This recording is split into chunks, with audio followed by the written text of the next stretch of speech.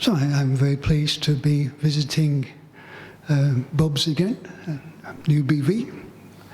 It wasn't actually all that long since I last visited, last November, but because of circumstances, I've come again.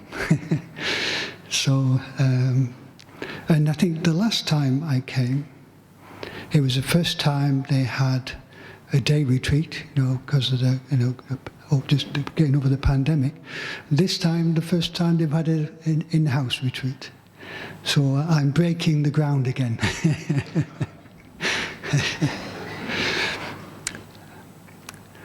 And I was very pleased now to see so many people here today, and it's nice now we can actually go out and be in group and listen to Dhamma again. I think it's sort of nice to be with people rather than just seeing people on screens, actually. But I mean, one has to manage with what one has, but be able to be together and reflect on the Dhamma together, I think has its, in the flesh, has certain advantages and affects us in certain ways too.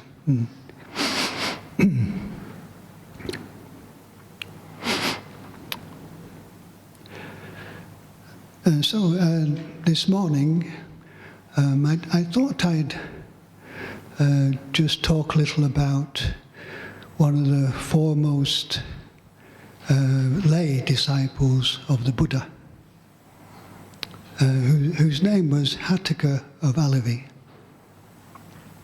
And, he was very much praised by the Buddha for his dedication to the path, to the teachings, and his good example. And it's quite a nice story in time, like his first meeting with the Buddha. So, like, the Buddha would never stay in the cities. He'd tend to stay outside the city walls, with nature under the trees. And then go into the city for alms round. And then from that, people know the Buddha was there, and sometimes they come out to meet the Buddha. But on this particular occasion, Hatthaka and Alavi, with no intention of meeting the Buddha, just went outside the walls for a bit of exercise. It was the cold season, and he went out for exercise. And he came across this monk at the root of a tree. And he gathered that the monk had spent the night there because it was early morning. And so he came up in a respectful way and said, asked the Buddha, "Did you sleep well?" And the Buddha's reply was, "Of those in the world who sleep well, I am one of them."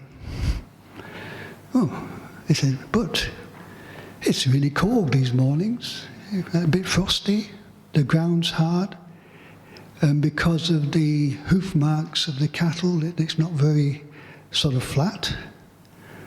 There's not many leaves around to make a cushion for you to lie down on. How is it you slept well?"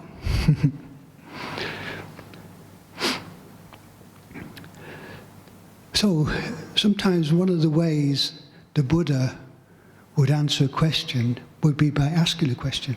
It's one of the methods the Buddha would use. And he said, so he asked Hatthaka of Alavi, "Okay, you have a nice house, all the comfortable things, a comfortable bed. Would you sleep well?" And Hatthaka of Alavi said, "Yes, I would sleep well." So, okay. But how about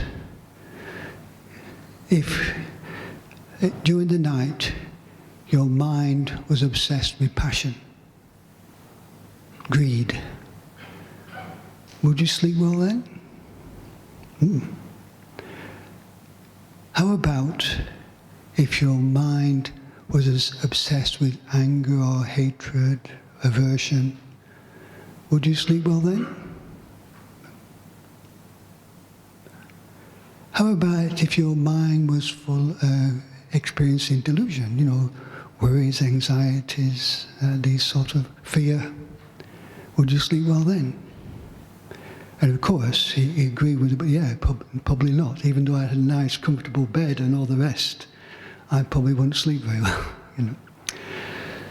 And so the Buddha said, well, the mind of the Tathagata, he referred to himself as the Tathagata, is freed from greed, hatred and delusion. So that's why the Tathagata always sleeps well, whoever he is. Yeah. So that was the sort of first meeting, and of course I think that teaching really was impressed. He really impressed Hatthaka of Alavi, so he used to, after that, regularly go and meet with the Buddha and listen to teachings. And he would, take them to heart. And he actually became quite a respected leader in the community. And he said he had a following, even though he didn't sort of go out to be, a teacher or popular or anything like that, because he was also known for his modesty. Yeah? But people just appreciated being with him and listening to his wisdom. And so he apparently had quite a following of about, a few hundred disciples. Yeah.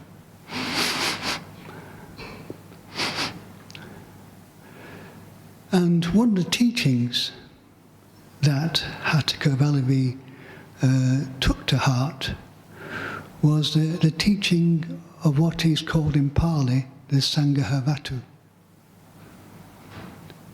And these are the teachings about the qualities to bring forth that bring harmony in a group of people.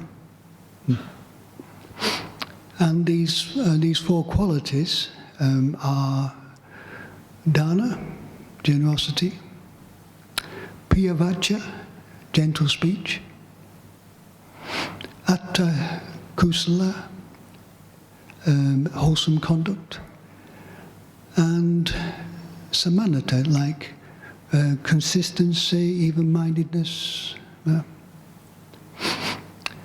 And the Buddha said these are the qualities that, if practiced, support the harmony in a group.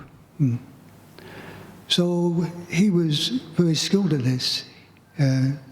He knew when the right time was to give a gift. He knew the right time. Well, generally, I think he had friendly speech. Yeah. He knew certain times it would help. How to be helpful to people, do some wholesome action, and he treated everybody alike. He didn't show favoritism to his disciples. He had like an even-mindedness, consistency in the way he related to people. And the Sangha Vatu also talked about in terms of family life. If these are practiced in family life, it helps to have a harmonious relationship, and also promotes, the Buddha said, promotes respect, especially between parents and children.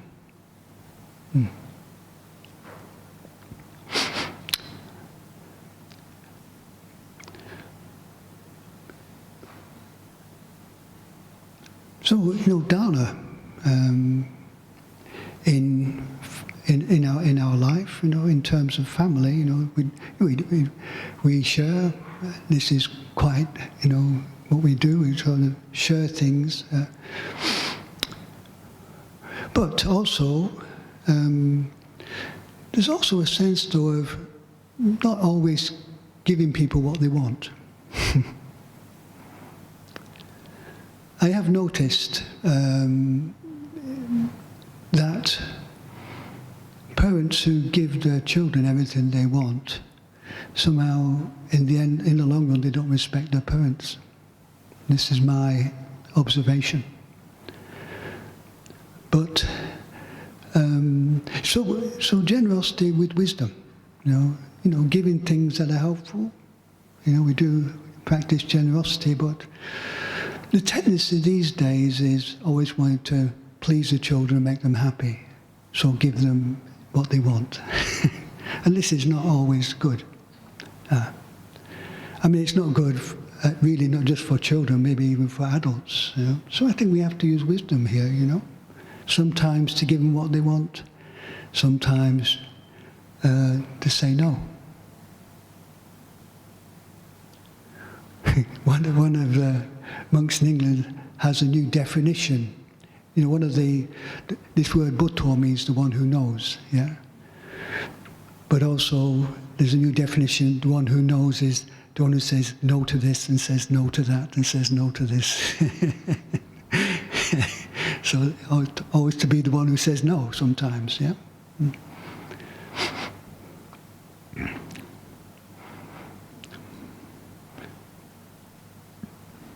So this is, just to use our wisdom and be prepared to not please somebody sometimes. But it's really for their own good, isn't it? Not to just give people what they want, just to please them, and which things are not going to be particularly beneficial to them. I think the same principle applies to monks. Yeah. Like when I was in Thailand, sometimes they give you this basket of gifts, things requisites for the monks, with a packet of cigarettes on the top. And I thought, maybe that's not such a helpful thing to give to the monks, give them things that are actually not good for their health, And so, it's being wise with all sorts of things we offer to monks, things that are appropriate. And then, sometimes, you have to say no to monks too. Bhante, is there anything you need? Yeah, I wouldn't mind a plane ticket to Europe. And business class would be nice too,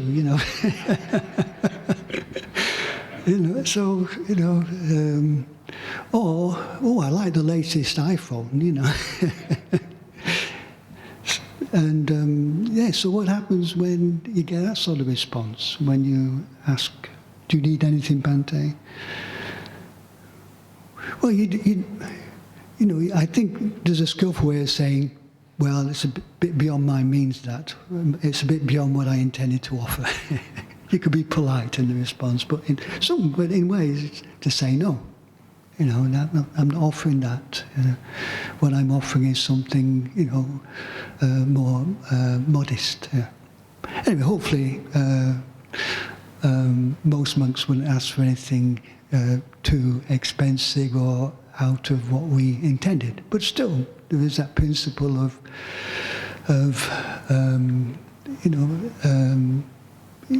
being wise with what we offer. Not just giving what people ask for, using that sense of discrimination and wisdom with it.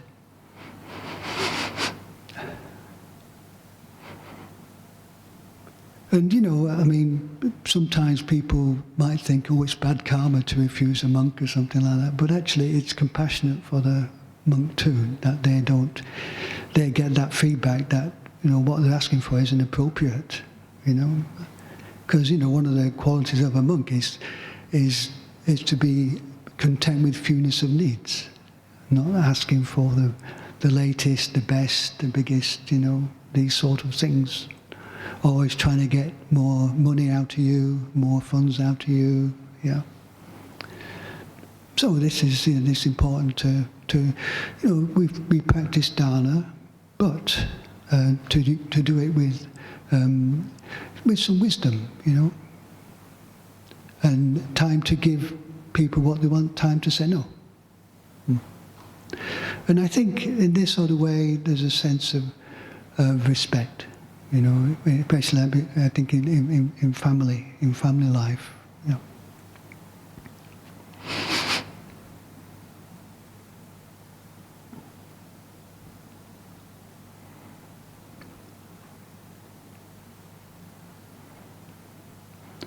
So it is it brings harmony when we share. Like in the monastic environment, whatever's offered to the monastery, we share with each other. Yeah, and that creates a harmony. If one is keeping a lot for themselves and not sharing with others, that doesn't look for harmony, does it? So when people do share, and then it is conducive towards a harmonious atmosphere in a group. So, like hoarding all the best things in your room. And sort of willing to, if you're offered things, you go back to monastery and you can share it with your fellows in the holy life.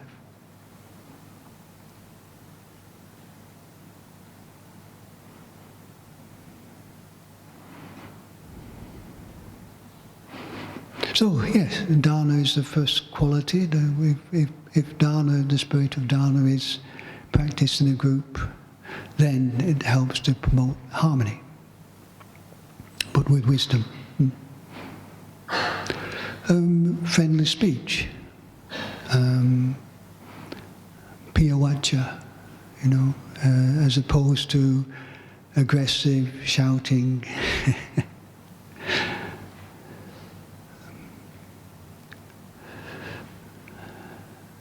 And saying no, you don't have to do that in an aggressive way. You can just be quite firm, say no. That could be said with piyavacha. You can say no with a friendly speech, a friendly no.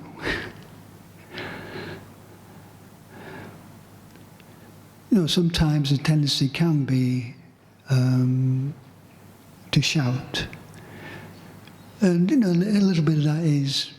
So that people hear what you're saying.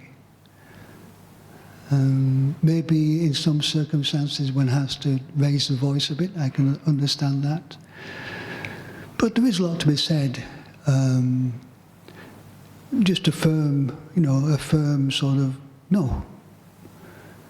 I think my perception is that if parents are always shouting at the kids, then it doesn't have a good effect in the long run. They don't stop listening, or maybe not respect,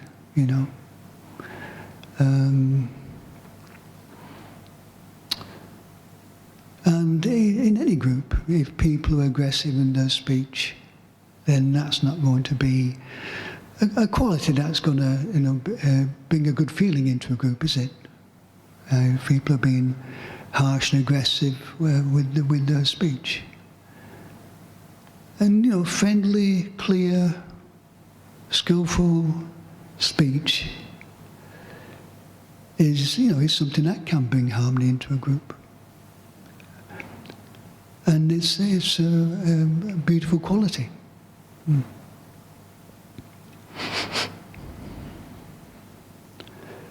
And speech that we can encourage each other towards in a group, towards skillfulness.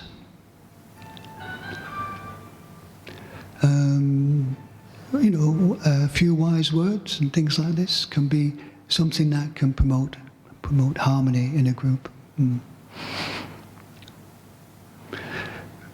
Rather than maybe, speech that is frivolous and mocking, backbiting. This doesn't come from friendly speech, does it? These sort of habits. It can be a bit fun and things and a bit exciting, but it's not really going to create the atmosphere that friendly speech could create.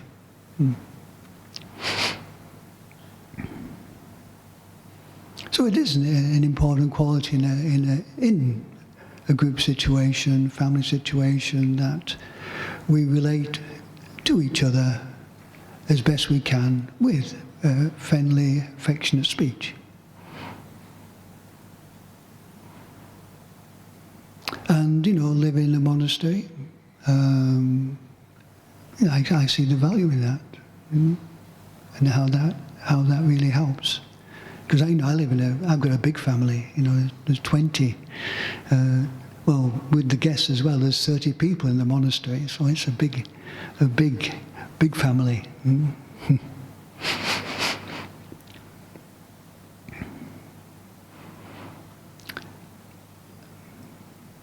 And also it's, in terms of the sort of speech that actually most of us will listen to, is friendly speech, isn't it? When people shout at us, we don't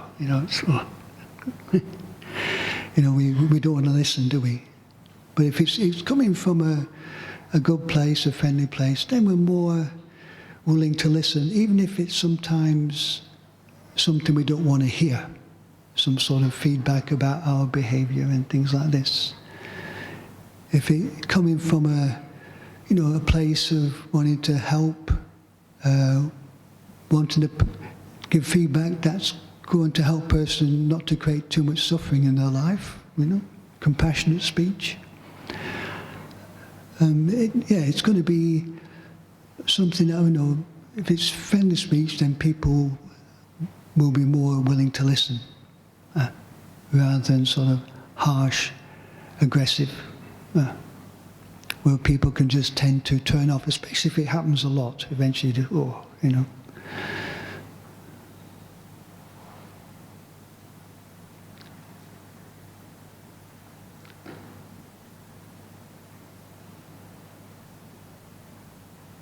Speech is a very important thing, how we use our speech, and it's something that can bring, say, a lot of harmony, good things into a group, but also something that can create a lot of conflicts and unhappiness in a group. Yeah.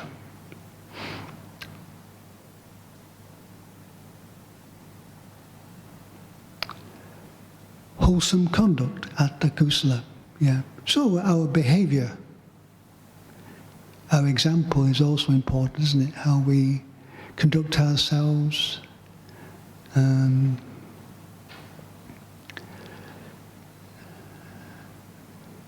Our virtue,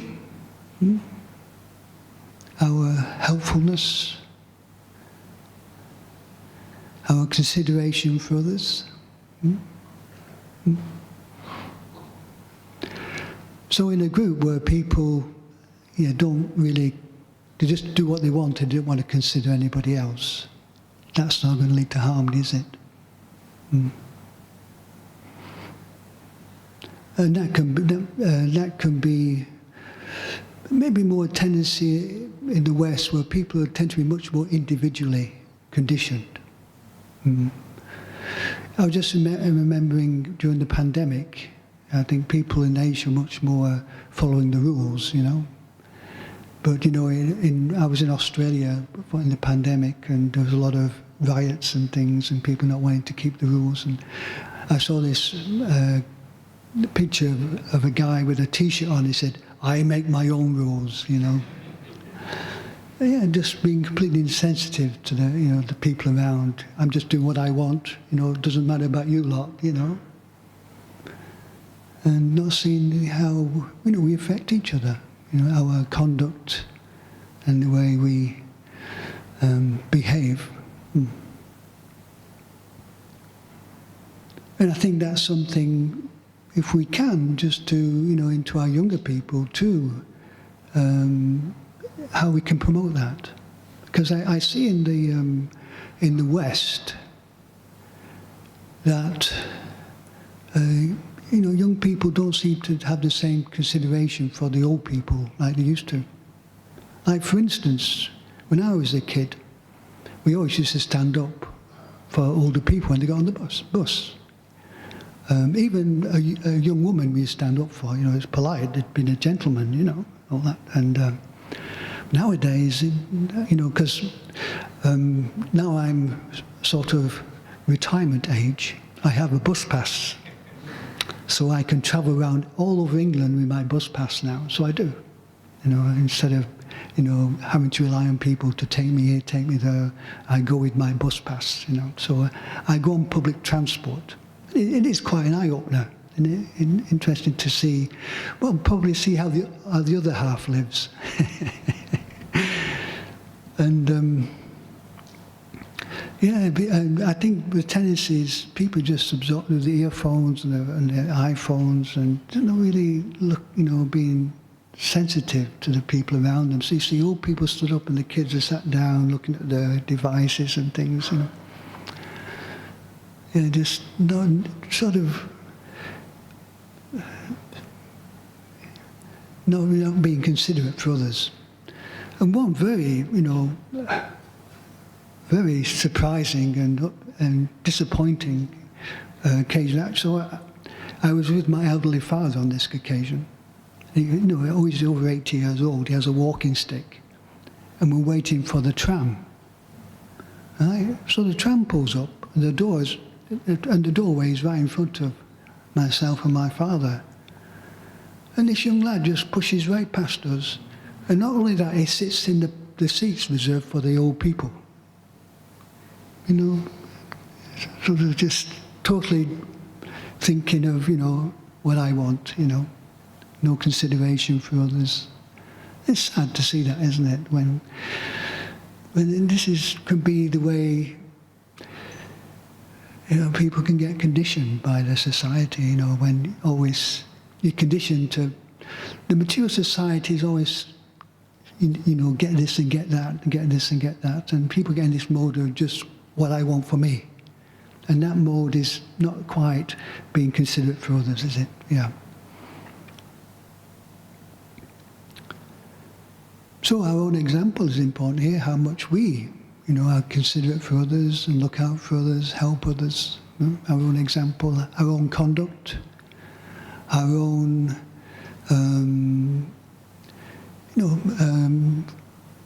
making efforts with, following the good guidelines of the precepts, especially in terms of speech,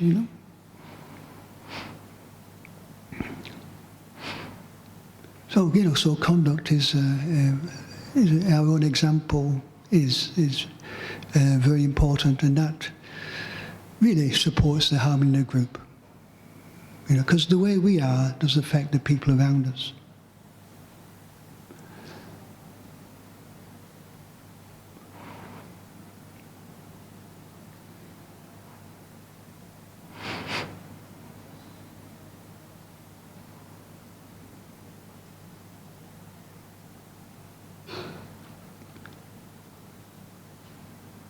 So again, wholesome conduct, one example, one's consideration for others,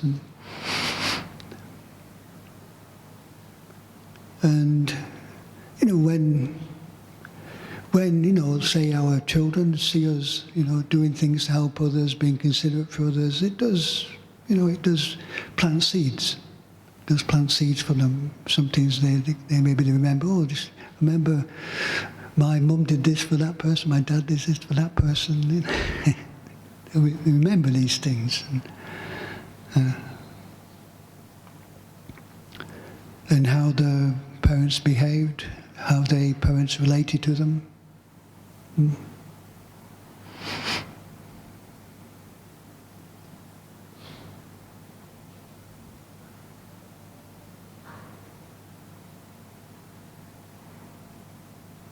And that's what you also, in a monastic environment, you appreciate. You appreciate some of these sort of, we say, mellowed out monks.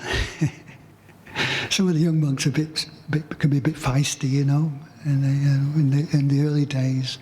But you have a few old monks who are just sort of more relaxed and at ease. And it does help with it. We have one monk in the monastery, he's 86. And he walks around with a stick now. But he's always smiling, and people really enjoy just his presence, And it sort of, it has a good effect on the younger community, the way he is, So having a few seasoned monks in the monastery helps to sort of create a good atmosphere in terms of a good example for the more junior members of the community.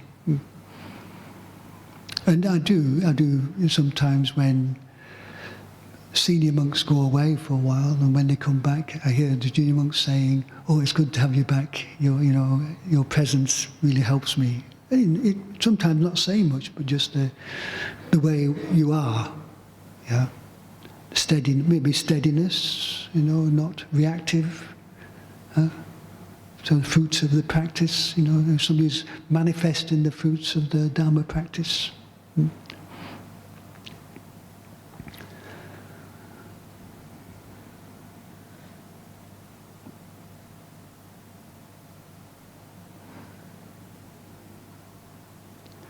And this last quality, like consistency, even-mindedness, is really about, being more consistent in the way we relate to people.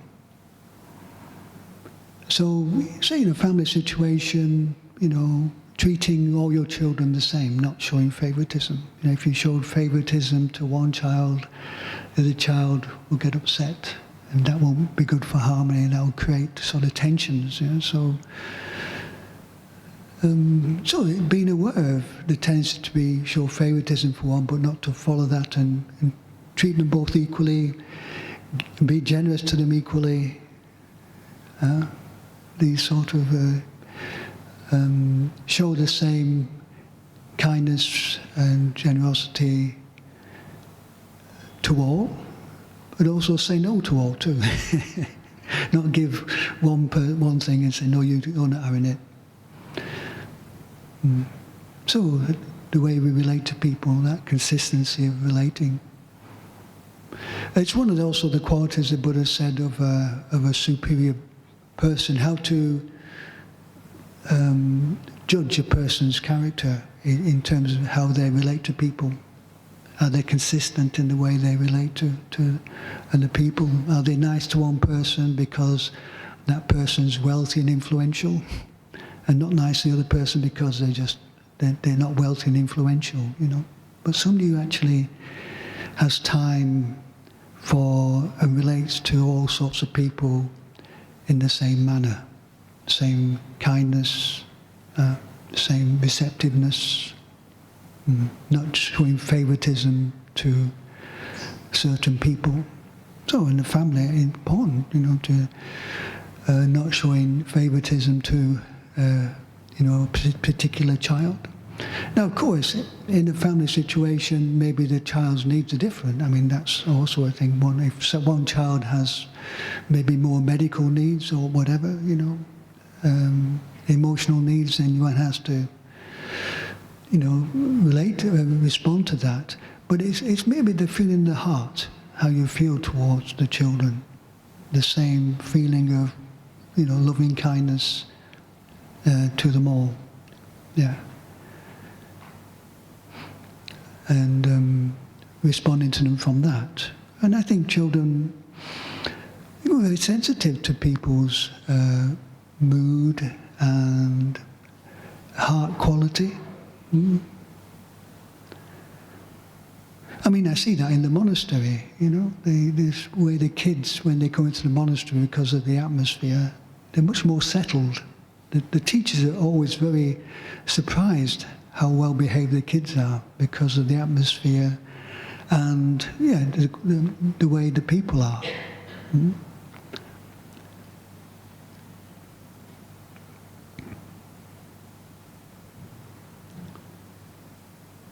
So if we, in a group, if we don't show favoritism, this helps for the harmony.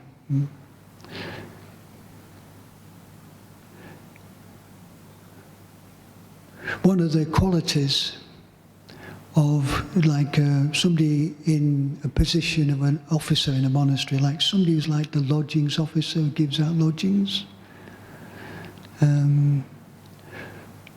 or gives out requisites, is somebody who's encouraged not to show favoritism. Can you imagine just giving your lodgings to your favourite, your best friend, giving him the best lodging, giving the best requisites, saving it for your best friends, So that wouldn't be very harmonious, would it?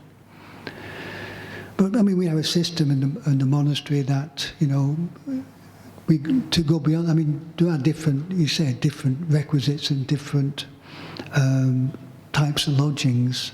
So it's more on a thing about seniority. Maybe that's something in the family too. You know, you give the older child the bigger bedroom because that's just. It seems that's the way to do it. So the elder monks get the better lodgings because that's just how things work. You know, those who have been in the order longer, it seems appropriate to give them the better lodgings.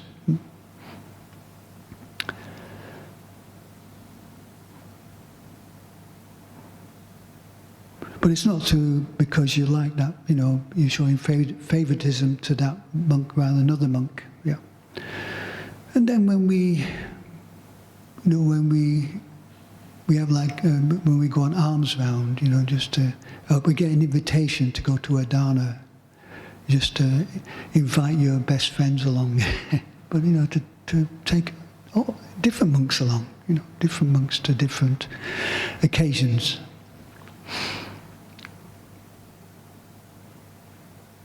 See, otherwise, what happens? He always, you know, that monk always gives to his mates and does things for the people he's always hanging out with these monks. He's always doing things for these monks.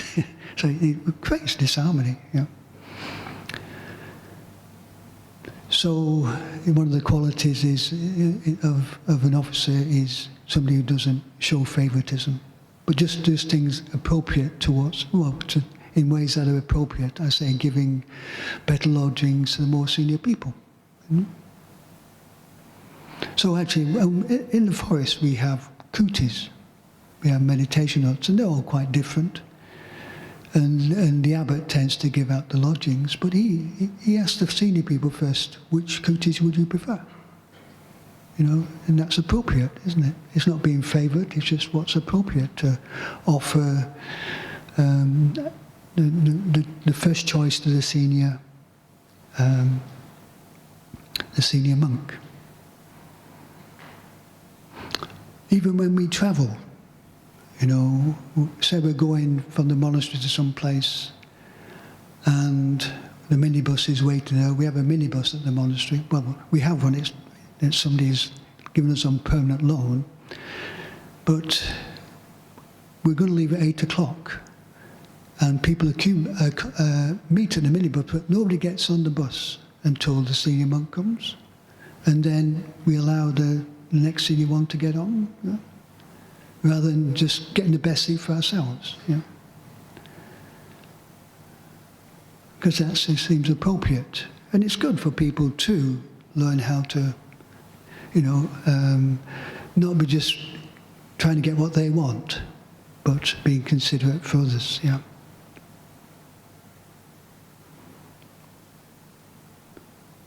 So maybe, you know, be able to treat everybody alike is, you know, sometimes not so easy, but, you know, just to contemplate that. I think if we can practice, you know, use our practice, our meditation in a way to promote that, that'll be very helpful in terms of harmony in the group. Mm-hmm. And I do say, over the years of living in a monastic community, I've, you know, in the early days, yeah, there were people you tended to like and people you tended to get irritated by. But I notice over the years of practice, it's levelled out more. So I can find I can be quite, and have a sort of same mind to all sorts of people now. Mm. And I think that's a helpful quality in terms of community. That you're treating everybody the same. Mm.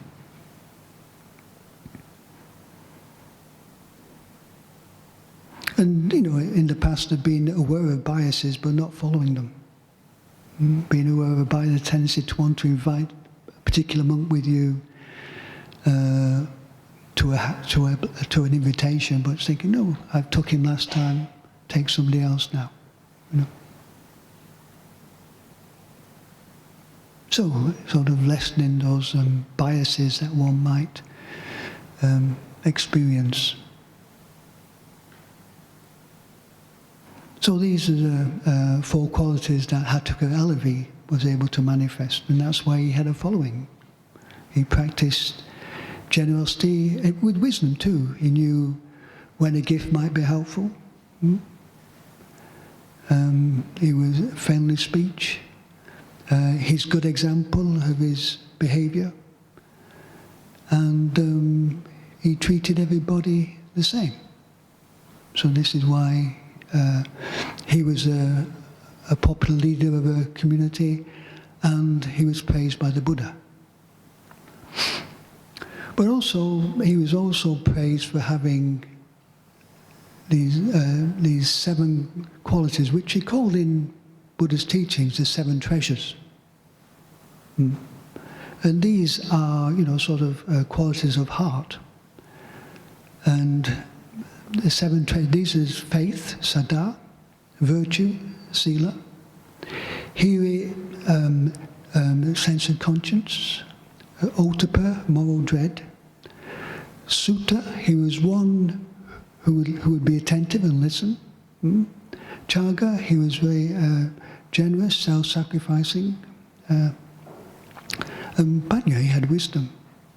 So he was one who the Buddha said really has cultivated these qualities. Yeah.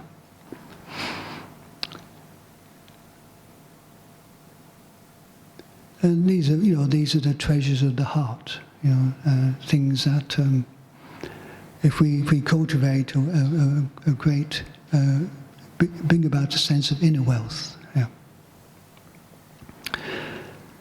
So these were well developed in also through listening to the teachings of the Buddha and practicing them. He'd developed these 7 treasures.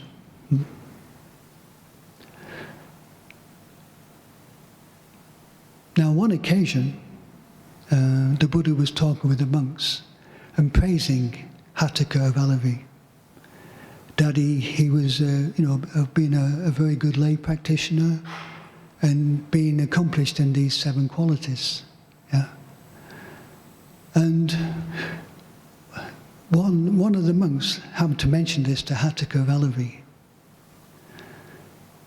And that the Buddha was praising him for these 7 qualities, right? And Hatthaka of Alavi's response was there any lay people there?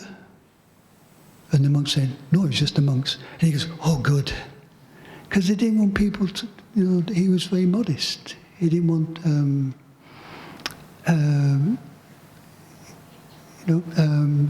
like people that, he wasn't trying to make a show of himself, he was very modest. So he was glad that other people, his lay friends, didn't hear the Buddha praising him.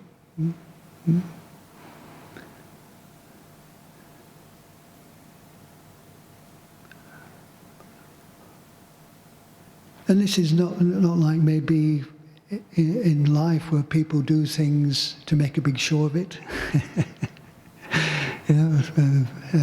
A big show of the maybe generosity or qualities. He was very modest.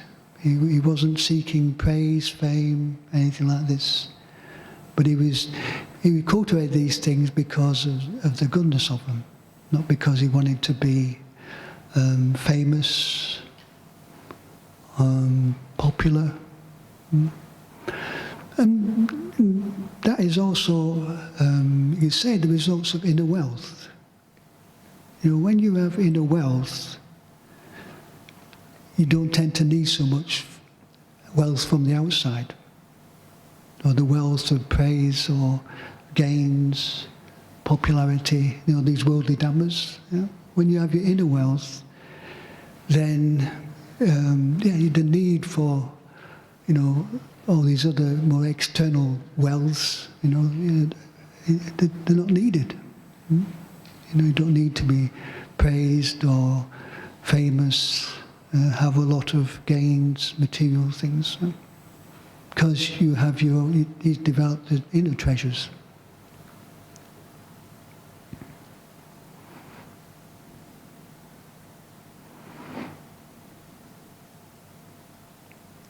So he wasn't a monk, Hataka Vallabhi. He was a lay person just like you.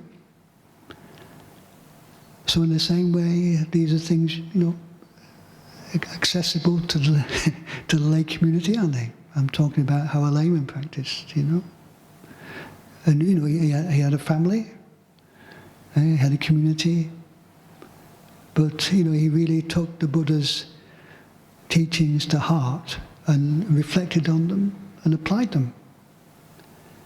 And it was of great benefit. And it said in the sutras he did actually realize quite a level of enlightenment through his practice too.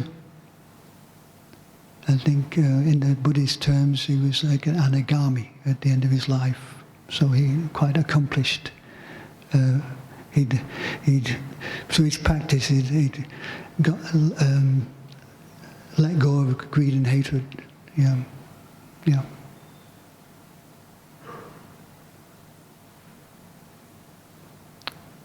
So I'd like to offer these words this morning, and things you can reflect on. These Sangha Vatu of generosity, Dana, Piyawacha, friendly speech, Attachaya, wholesome conduct, and Sammannata, which is consistency, relating to people the same, treating everybody alike. And then these 7 treasures again: faith, virtue, conscience, moral conscience, moral dread, having one who's heard sutta and listened, been attentive to Dhamma, one who's practices self-sacrifice, and one who has cultivated wisdom. These are the things that bring these inner good things to the heart and mind, these inner treasures. So I'd like to offer these thoughts this morning.